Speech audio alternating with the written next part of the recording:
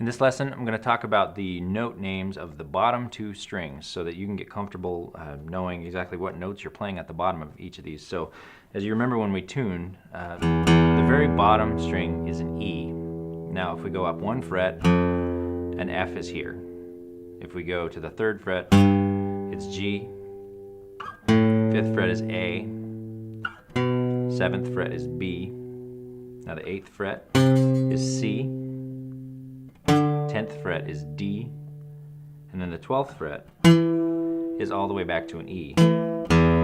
So the important thing to remember on your guitar is probably going to have two dots here on the 12th fret, but this is where the notes start over. So this open E here is also an E here, and the same as the next string is an A, and an A goes up to the very top here. So for the fifth string here, the A, it starts as an open A, and the second fret is a B, the third fret is a C, fifth is D, seventh is E, eighth is F, 10th is G, and then all the way back up to A. So with just these two strings, you're going to get really comfortable with the note names. So this is something that you're going to just have to spend time and memorize. You can look at a simple chart for it, but the faster you can memorize this, the quicker you'll be comfortable with it. If you remember, the major scale exercise that we've done can actually be moved around using these note names. So if you know that the 7th fret here is an E, play that E major scale at the very top there just because you know that that note is an E. Now, you may have no knowledge of music theory at this point, so we'll touch on sharps and flats a little bit.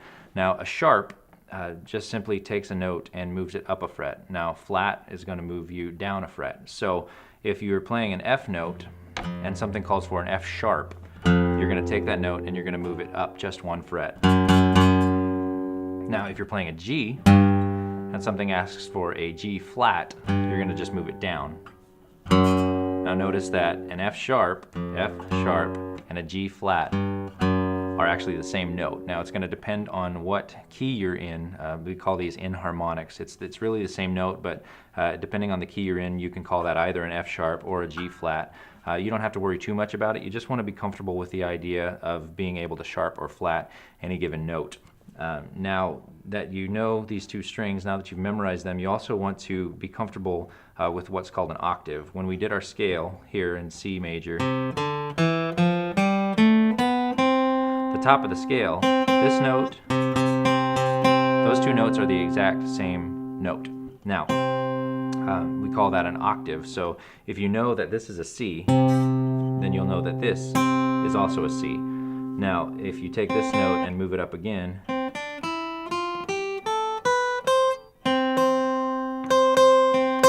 you'll know that that is also a C. So by simply knowing the name here, you can do 2 octaves and find 3 C's on the fretboard. So you want to get comfortable with what an octave feels like, and you want to really, as you're playing, kind of get used to what these note names are. Memorize them as best you can, and the more you spend time with them, the more they'll be a part of your head. But again, the quicker you can memorize just these bottom 2 strings, the better off you'll be as you continue and play and start using things like capos and moving scales around. You'll be able to understand it better if you could really just memorize these 2 bottom strings. So take the time to do that this week for sure. Every day, just look at them and memorize where these notes are. Go on the guitar and name every one of the notes on the bottom 2 strings just to get used to them.